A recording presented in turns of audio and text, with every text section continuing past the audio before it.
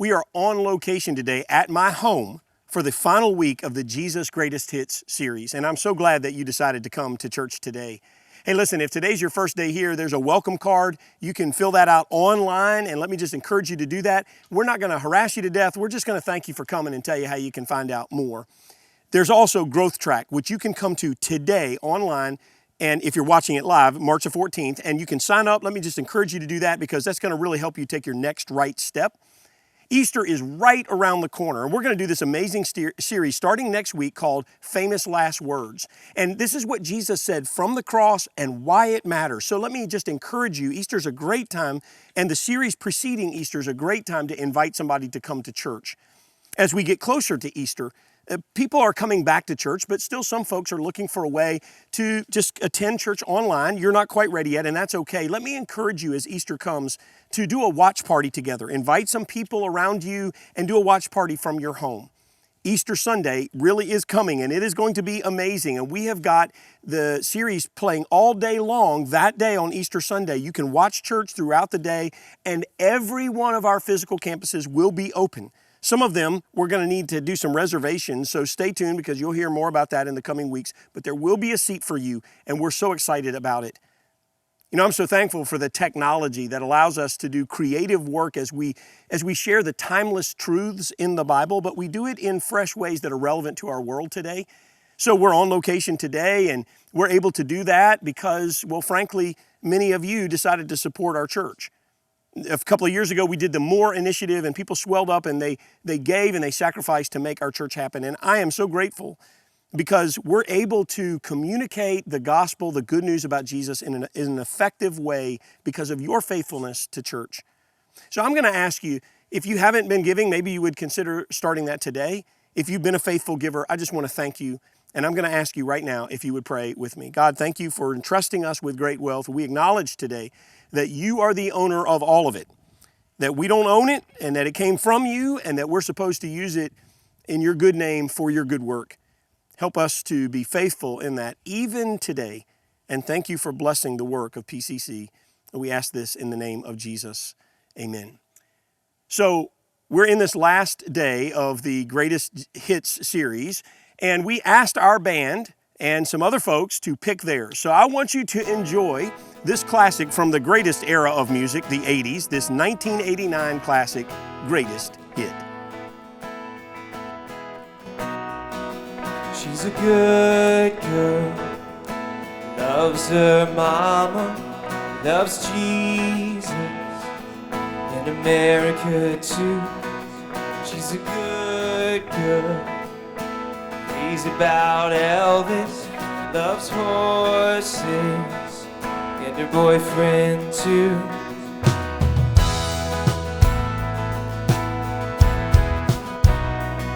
And it's a long day, living in Reseda. There's a freeway running through the yard, and I'm a bad boy, 'cause I don't even miss her. And I'm a bad boy for breaking her heart. And I'm free,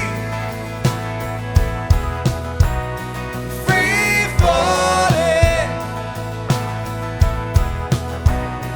Yeah, I'm free, free falling. And all the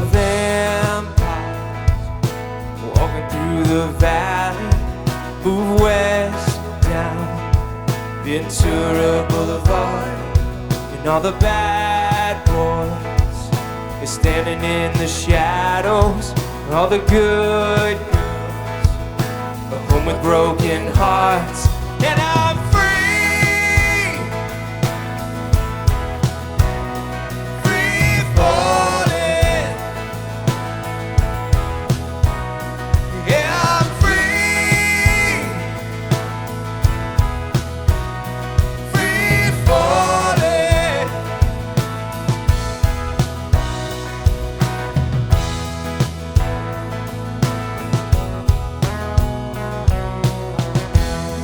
For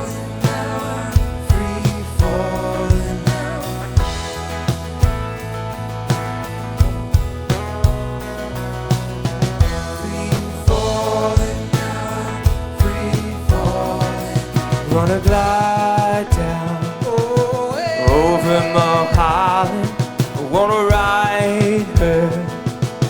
Her name in the sky, gonna free fall out into nothing. Gonna leave this world for a while. And I'm free,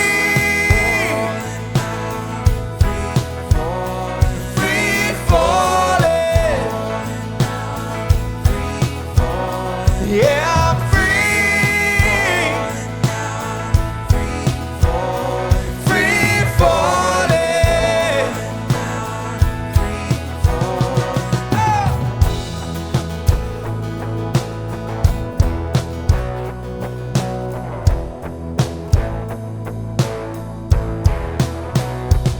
Yeah, I'm free, free falling. Yeah, I'm free,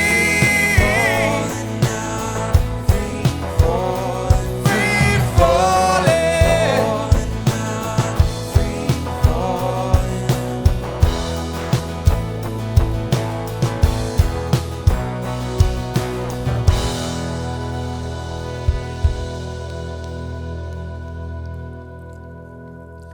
I want you to think about that person in your life that talks about the same thing over and over and over again. And I'm not talking about focused concentration. I mean, we all have to do that. We do it at work, and we do it at school, and we do it at home.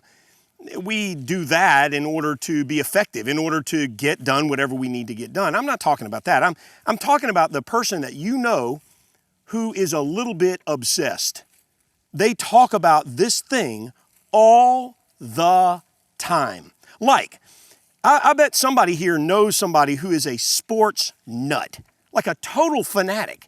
And while they might be crazy about all sports, there's usually one they dial in on, is baseball or football or basketball or something like that. And they can tell you everything, and they do tell you everything. They can name all the statistics and all the players, and so got traded and signed a 5-year, $6 billion contract. And they go on with the history of the sport, going all the way back to the beginning of it. And they just love talking about it. And they think that you are as interested in all that data as they are. So they just keep talking about it. All the while, you're not. You just are looking for a way to exit the conversation. So you try to be gracious. I mean, nobody wants to be a jerk or rude about it, but finally you say something like, listen, I'm sorry, I'd love to hear more, but I got to go get a completely voluntary enema now.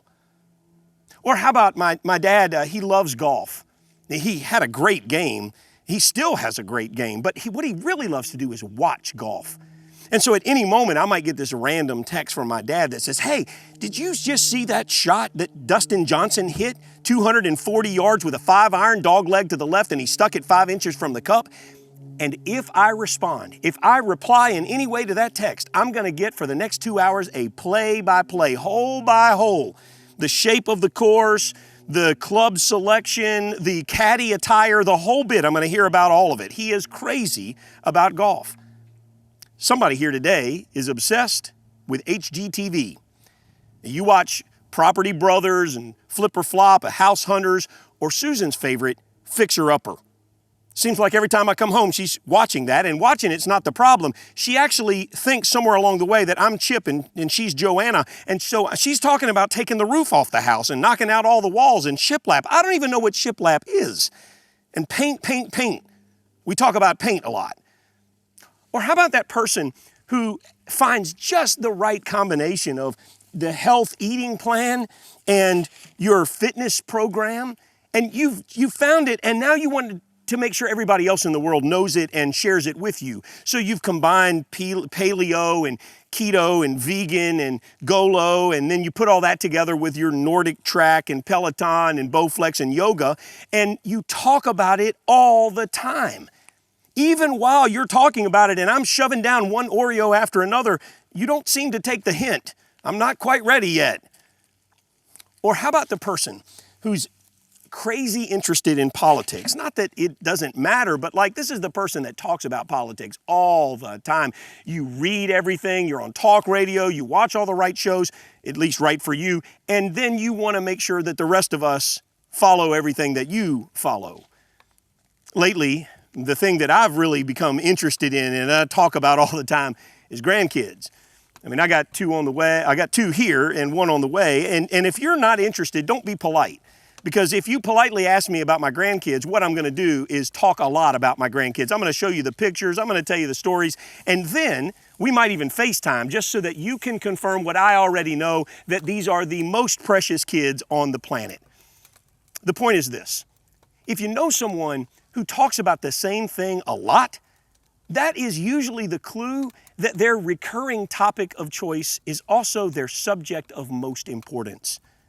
The thing that they talk about a lot, the thing that they talk about all the time, is the thing that's very important to them.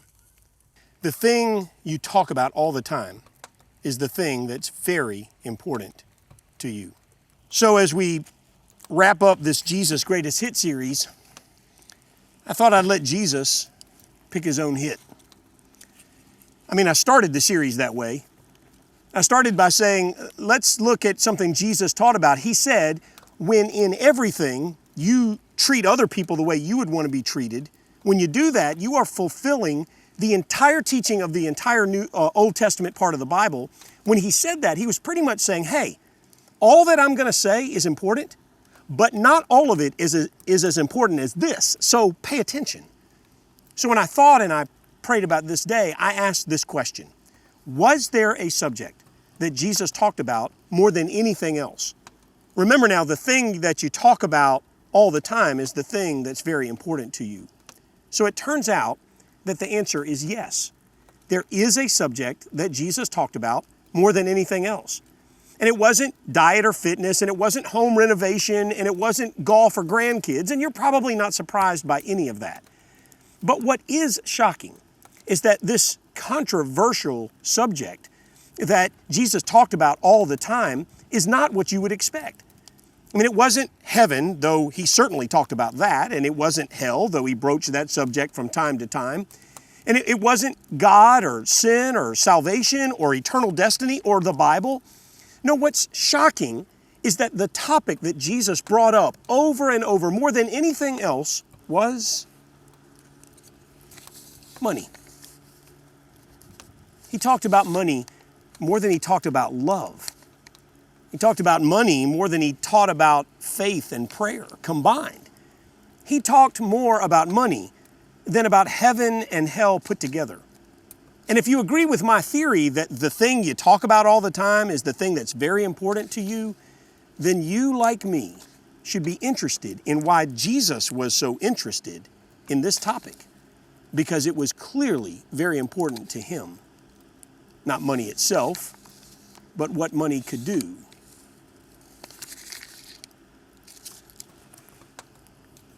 Truthfully, Jesus brought up money not because he cared about it, but because you and I do.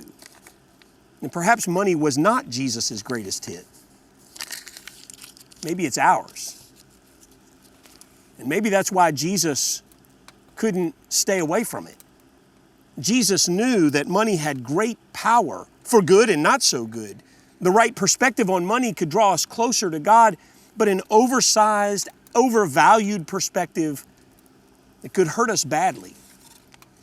So, if what I'm doing right now has your anxiety high and your blood boiling, well, maybe Jesus' teaching today might be the one you really need. Before we look at what he said about this, I just want to offer a disclaimer. There's somebody here today who wishes that you weren't. And some online folks have already logged out. And others in chairs at PCC campuses are thinking of an excuse to exit. Let me put your mind at ease. I don't care about your money. God doesn't need your money, and today isn't a teaching on why you ought to live like a pauper and give all your money to the church. So if you came for the first time today with a friend who invited you, there's no need to unfriend them. Just relax. Take a deep breath. Because Jesus wants to give you something, not to take something from you. What is it he wants to give you? Something that even money can't buy. Jesus said it like this: Do not store up for yourselves treasures on earth where moth and vermin destroy and where thieves break in and steal, but store up for yourselves treasures in heaven, where moth and vermin do not destroy and where thieves do not break in and steal. For where your treasure is, there your heart will be also. A couple of weeks ago, Pastor Vernon Gordon taught an incredibly powerful message about good and evil and the things that we store up in our hearts. And you need to go back and watch that if you haven't. It was amazing. Today, Jesus is talking about another kind of heart level storing up. He's talking about treasure. And it pits two things, the opposite of kind of treasure, the kind of treasure on earth and the kind of treasure in heaven. And he makes a critical distinction like this. He said, treasure on heaven lasts. Treasure on earth does not. Treasure in heaven is secure. Treasure on earth isn't. Treasure in heaven goes with you. Treasure on earth stays behind. But it's the last line in this most interesting text that I want to look at. He said, for where your treasure is, there your heart will be. And what Jesus is doing here is expanding on my original hypothesis. When I said that the thing you talk about all the time is the thing that's really important to you, by turning this towards a heart level issue, Jesus is taking a deeper look, and he's saying the thing that you think about all the time is the thing that's very important to you. Ouch. Because, look, and this is really important, sometimes what's in our heart is the sacred thing, the secret thing that doesn't come out of our mouth. And we can consciously decide to talk about things that we know that we should talk about while we secretly obsess inside over the thing that's truly important to us. A few years ago, I built a cabin. I had an opportunity and I was determined that it was from God to have this little getaway spot in a remote place where I could get away and I could think and pray and hear the voice of God more clearly. But while the land was cheap, the ground was challenging. I mean, this was literally on the side of a mountain. The grade was so steep that you couldn't even stand on it. My dad, my engineer dad, said that it was not possible to do what I wanted to do. And that's the worst thing you can say to me. I mean, I specialize in impossible. And so the project was worse than anything I ever imagined.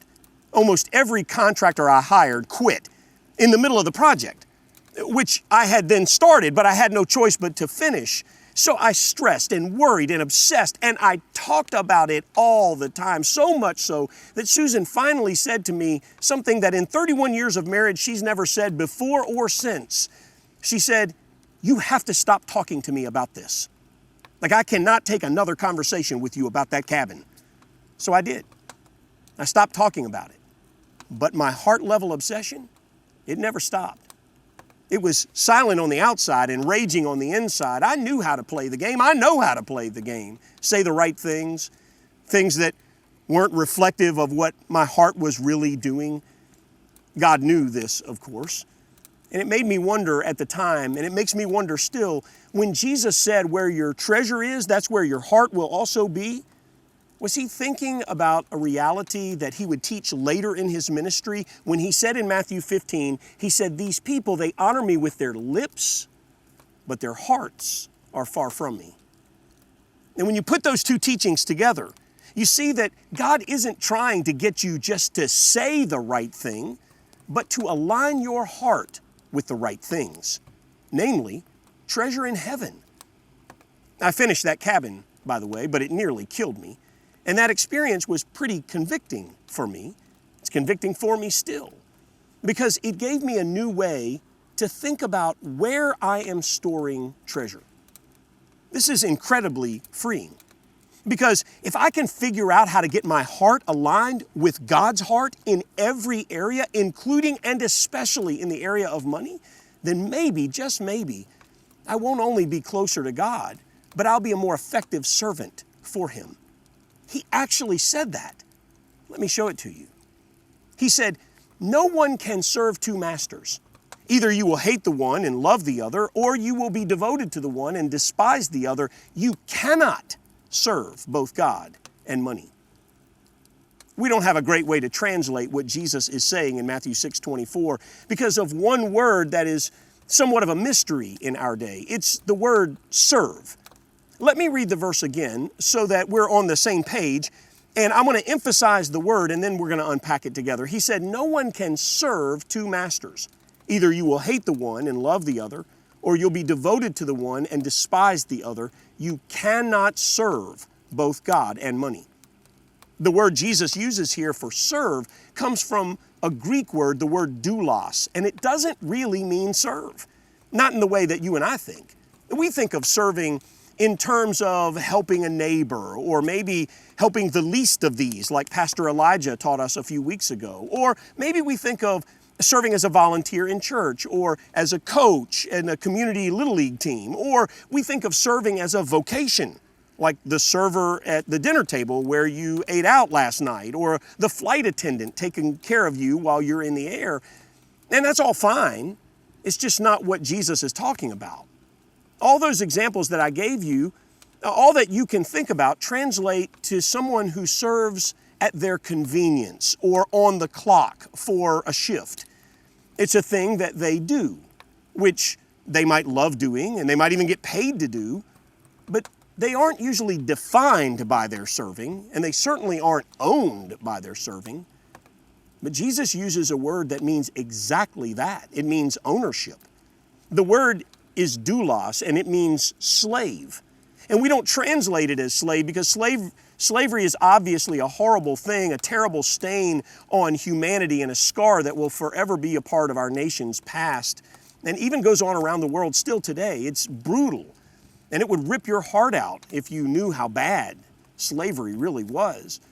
Obviously, Jesus isn't talking about slavery in that way. Still, the English word servant doesn't quite capture his intent.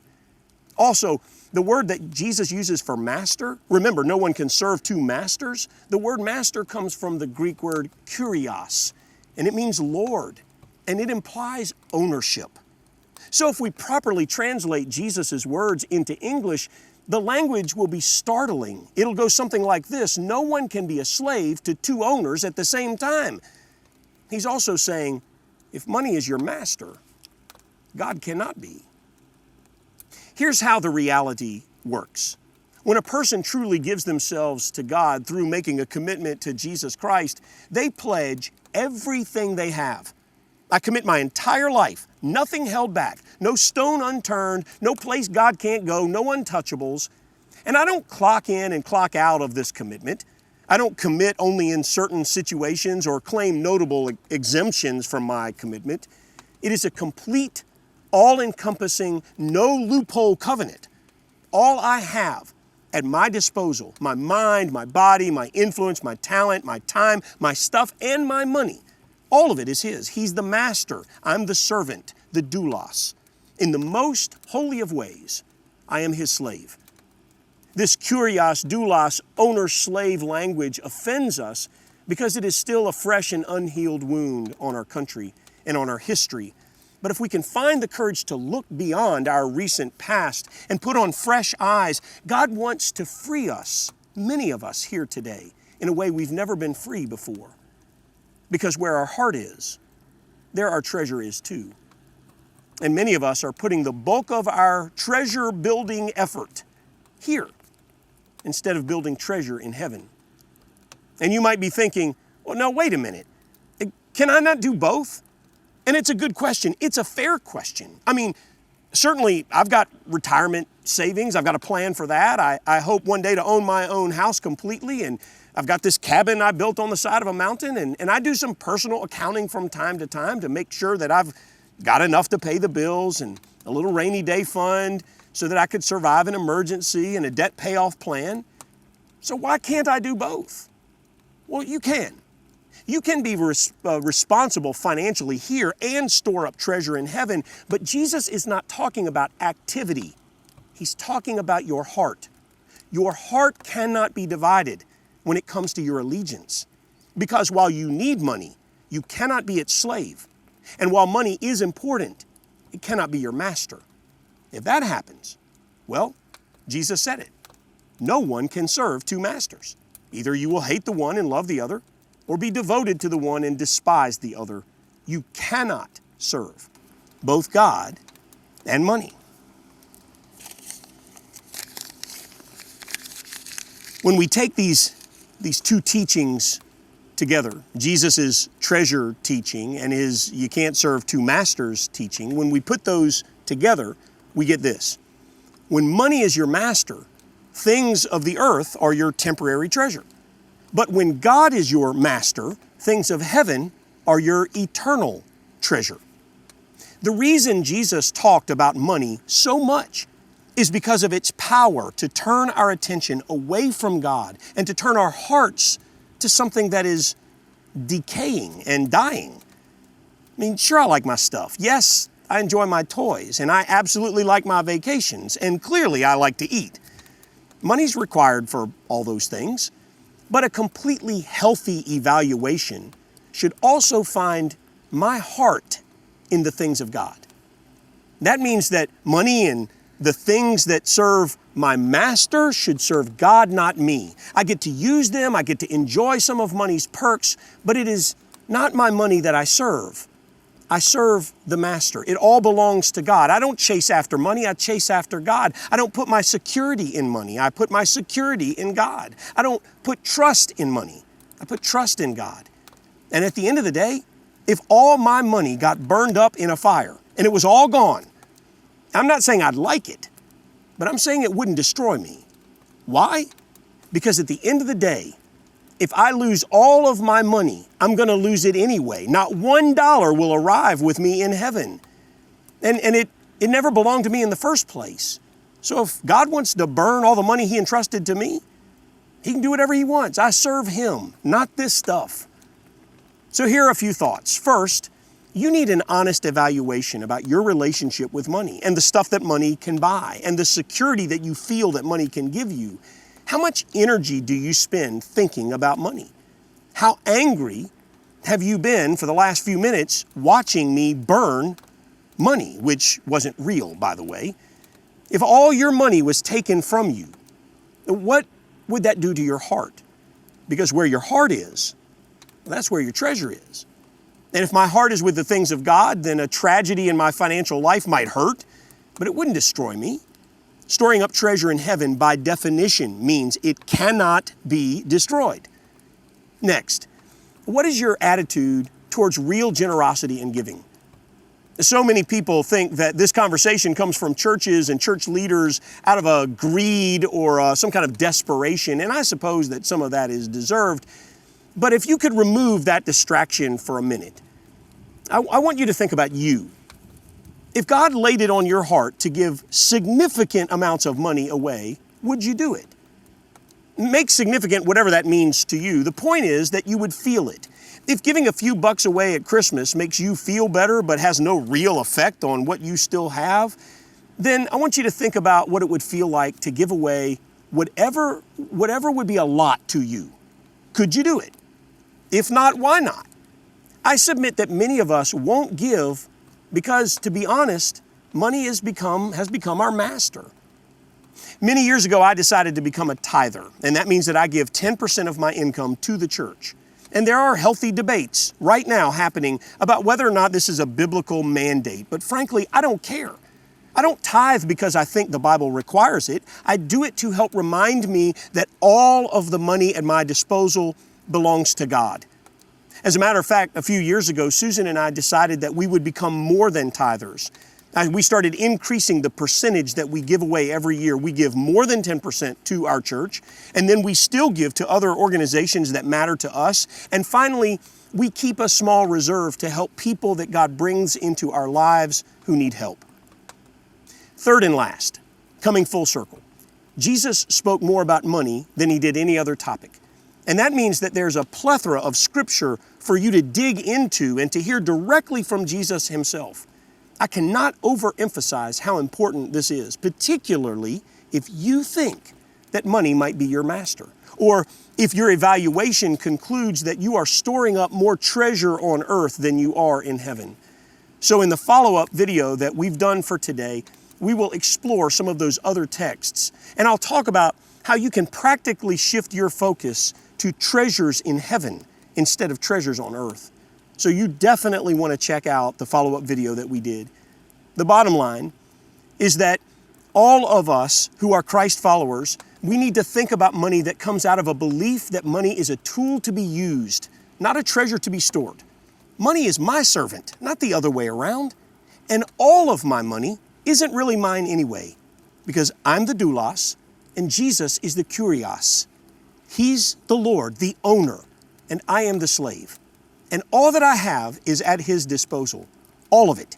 Every minute of my day, every relationship in my life, every talent that I have, and every dollar in my possession.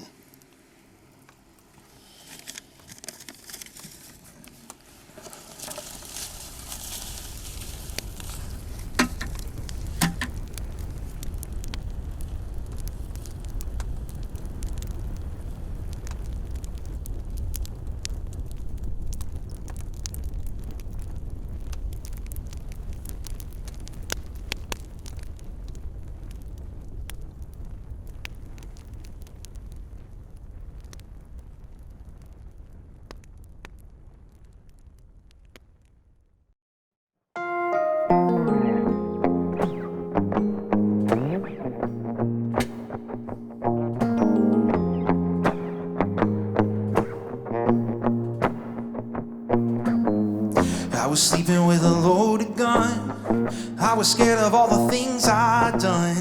Yeah, I know I'm not the only one. It's alright, it's alright, it's alright, it's alright now. I was chasing down a high again, trying to take whatever I could get. But you know I had to pay for it. It's alright, it's alright, it's alright, it's alright now.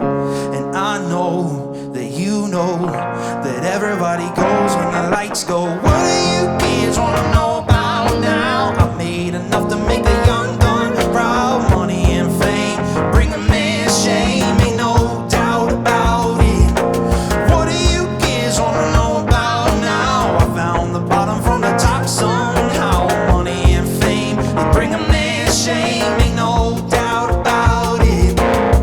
Yeah, I've done some things that I regret. I was thinking I was fortunate. Now I'm working just to pay the debt. It's alright, it's alright, it's alright, it's alright now.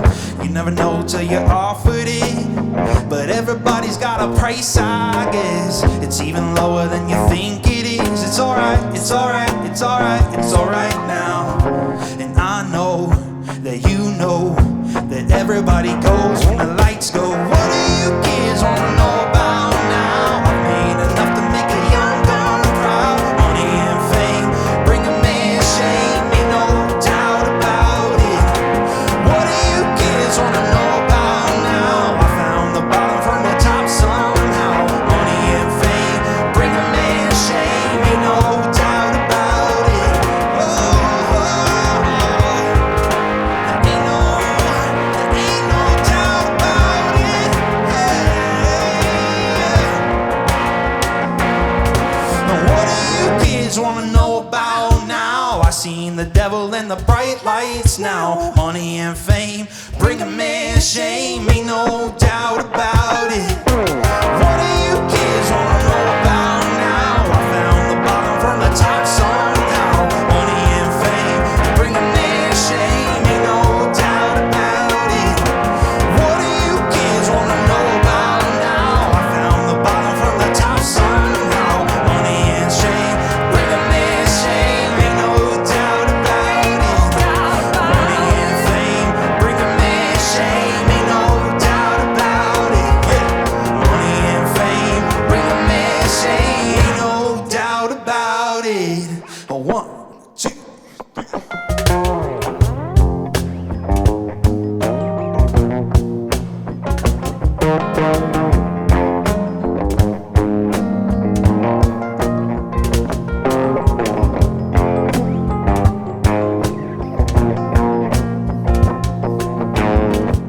When I came to terms with the reality that Jesus was the owner of everything in my life, including my money, it changed everything for me. And it can for you too. It requires more conversation than we've had today, so let me strongly encourage you to watch the follow-up video that I have done about this subject, and it will help you. And I hope that you will come back next Sunday as we kick off our brand new series, Famous Last Words, and make sure you invite someone. It's going to be amazing. It'll take us all the way to Easter. I hope to see you then.